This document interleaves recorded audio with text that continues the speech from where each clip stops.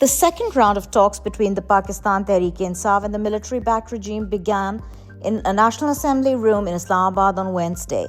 The two sides held the first round of negotiations on December 23rd when the government asked PTI to submit its charter of demands in the next meeting.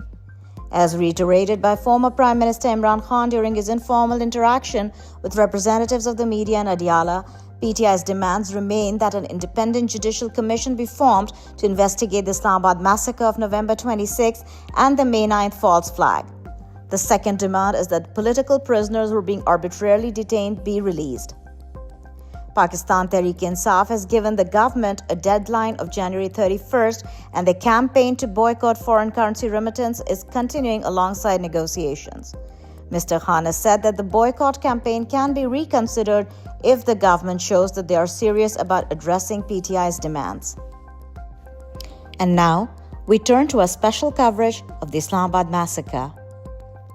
It has now been 38 days since the horrific attack on unarmed protesters by Pakistani security forces. PTI has issued a list of the victims with the numbers standing at 13 people martyred, 169 injured, out of which 110 have bullet wounds. 34 remain missing. 2,544 peaceful protesters were arrested, of which 39 were discharged, 6 are on bail, and 51 were re-arrested.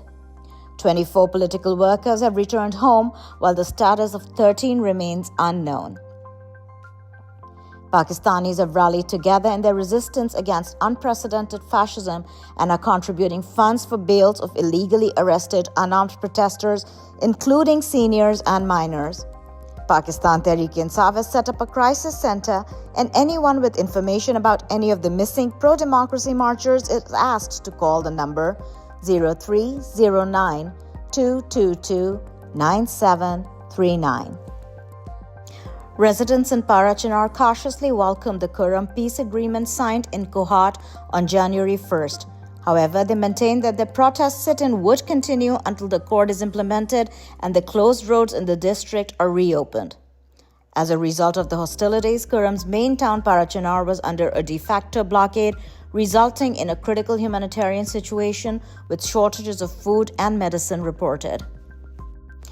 In a series of airstrikes across Gaza by the Israeli occupation forces, at least 40 Palestinians have been reportedly killed since dawn on Friday.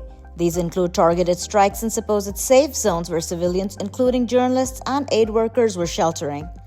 The Zionist forces killed journalist Hassan al-Kashoui in western Gaza by targeting him with a drone strike. Another journalist, Umar al-Derawi, was killed in an airstrike on his family's home in the town of Al-Zuwaida in the central Gaza Strip. The strikes have hit various locations from Jabalia camp in the north to Khan Yunis in the south, with notable casualties including the police chief and a surgeon. These actions have sparked international concern over the safety of civilians in designated humanitarian areas.